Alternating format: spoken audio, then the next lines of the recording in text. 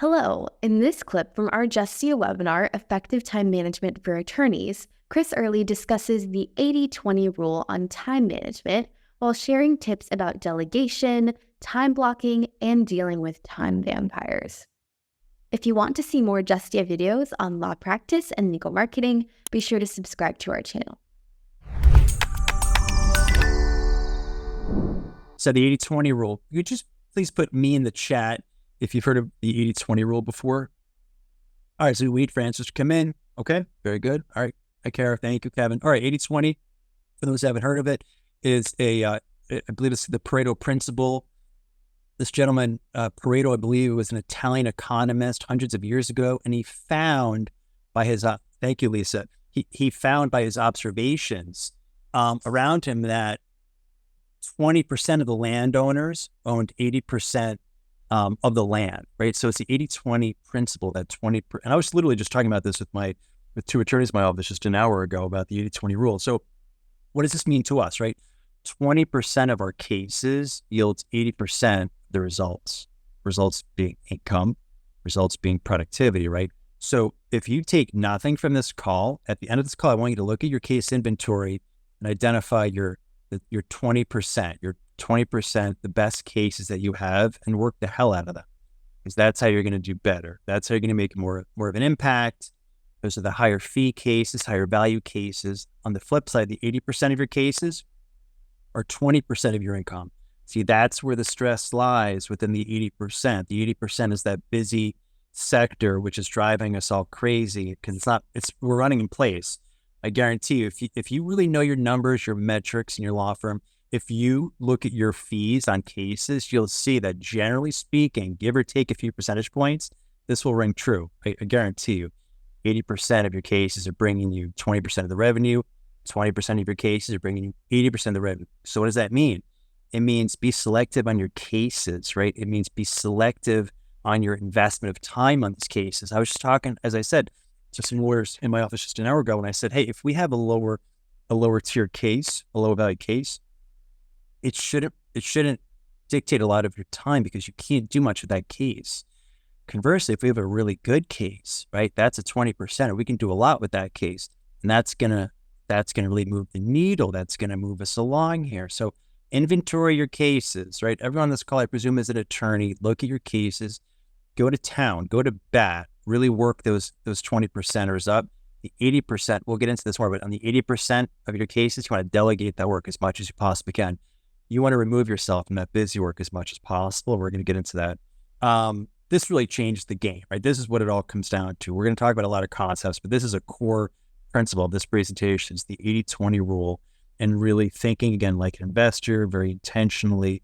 Is this a good use of my time? Yes, it is. Okay, well, I'm going to do that work. If it's not a good use of my time, I'm either going to preferably delegate it, and we're going to talk about delegation in a second. Preferably, we're going to delegate this to someone else who I guarantee you can probably do it just as well as you can. And it was attorneys where we think we're the only one that can do the work. Well, there's a lot of smart people around us who want to do this work, why better than us at the work. So we need to delegate. We're going to get into delegation in just a moment. But this stuff really works. I can tell you, from experience that this is a way to run a practice. And I can tell you from observation and experience that this is the way most attorneys do not operate their practice. They're lying in that 80%. They're sort of miserable because that's what's calling their attention all the time, that the constant phone calls. We're going to get into that. We're going to get into managing time vampires that are all around you on the phone and email.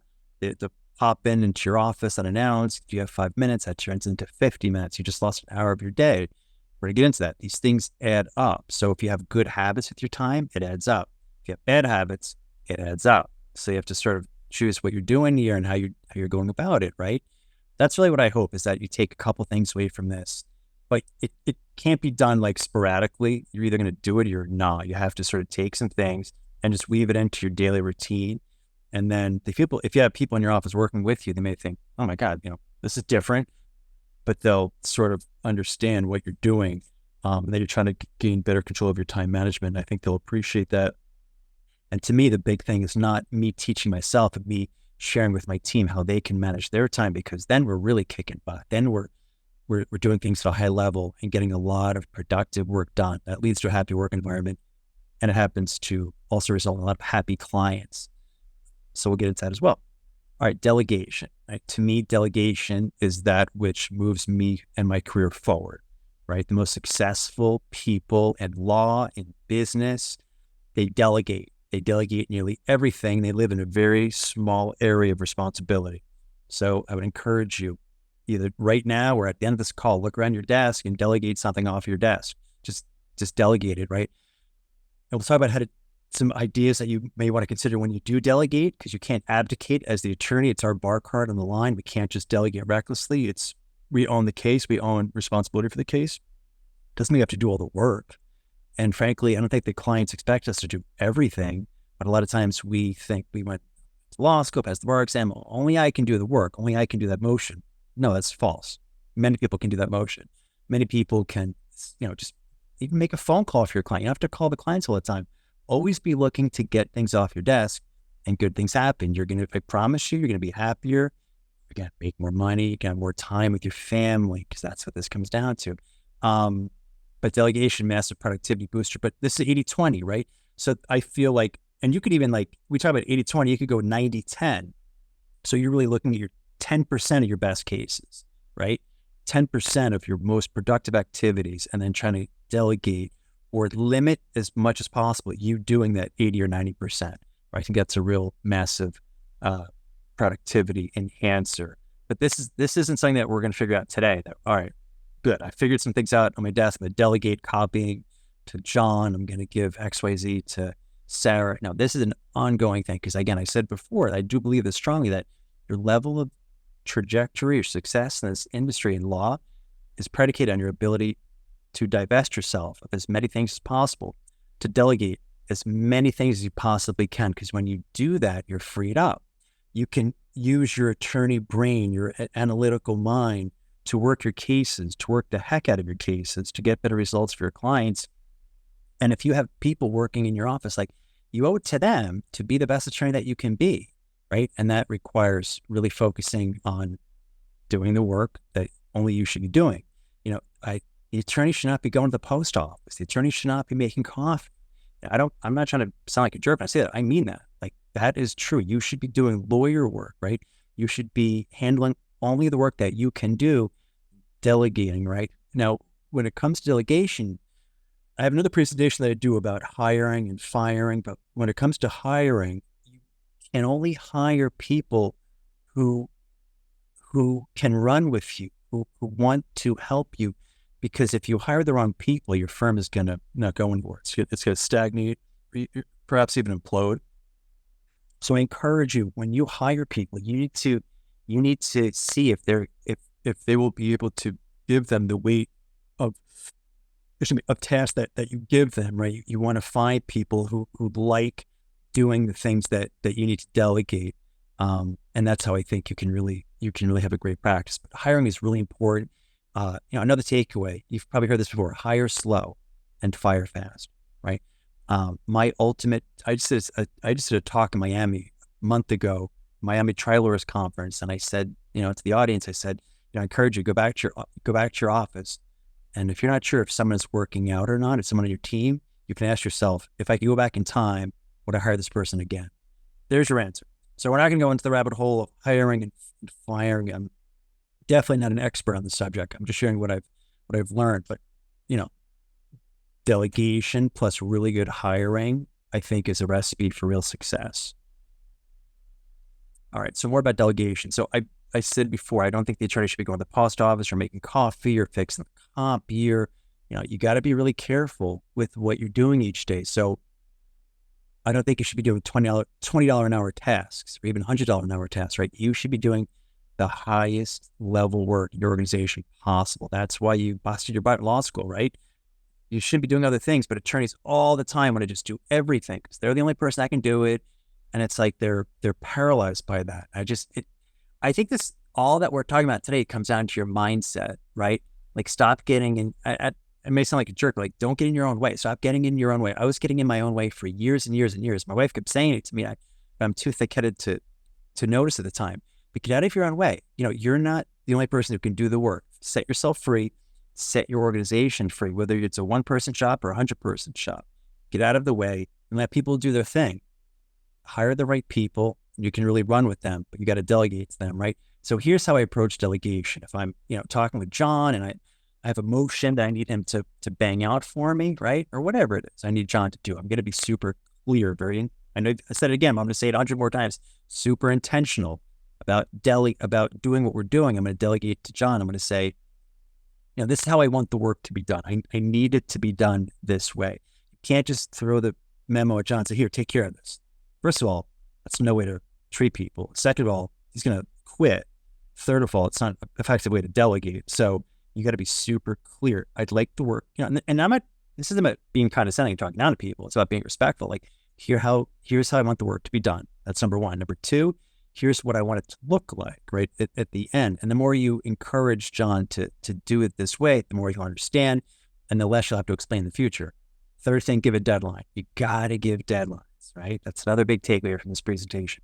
Can't delegate. You can't ask people to do things and not have a deadline on it, right? I always like to have a follow-up on something, right?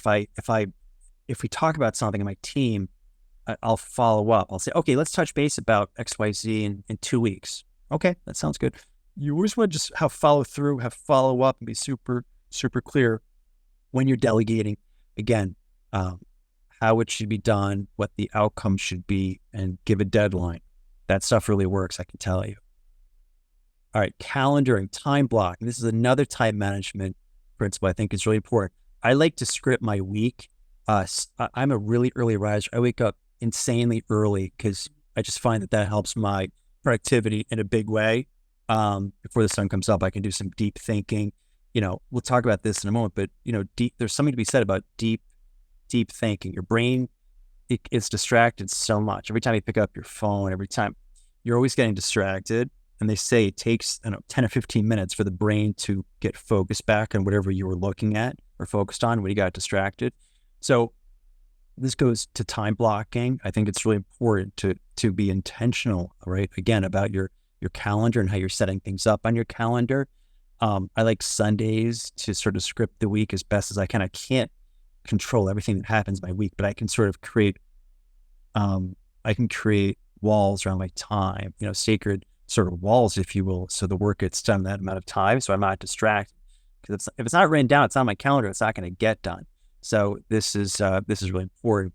But the tighter you can script your schedule, the tighter you can just more effectively get things done more effectively, right? We want to just, if you think, we'll get into Parkinson's law in just a moment, but when you put things on your calendar, don't be too generous on how much time you think it will require. Try to condense it. We'll talk more about that. Try to condense things on your calendar. Squish things in a little bit, because that thing that takes you half an hour may be able to bang out 15 minutes. But set up your week. Maybe it's Fridays. You want to set the next week up. Whatever it is, you have to take my recipe exactly or my suggestion, but just make sure that you are setting up ahead of time what the week's going to look like. So then, Jim Rohn, very famous success speaker, said, "Run the day or the day runs you." I know, bet you $1 million that everyone on this call relates to that. You know what it's like to be pulled in 100 different directions. There's 100 fires happening at every single second of the day, right? So unless we work within the context of better time management applications, we're just going to be continually stressed out, and it's not a good recipe for success or your health, right? Thanks for watching. We hope you enjoyed this video, and if you did enjoy it, please hit the like button and subscribe to our channel for more law practice and legal marketing videos. See you in our next clip.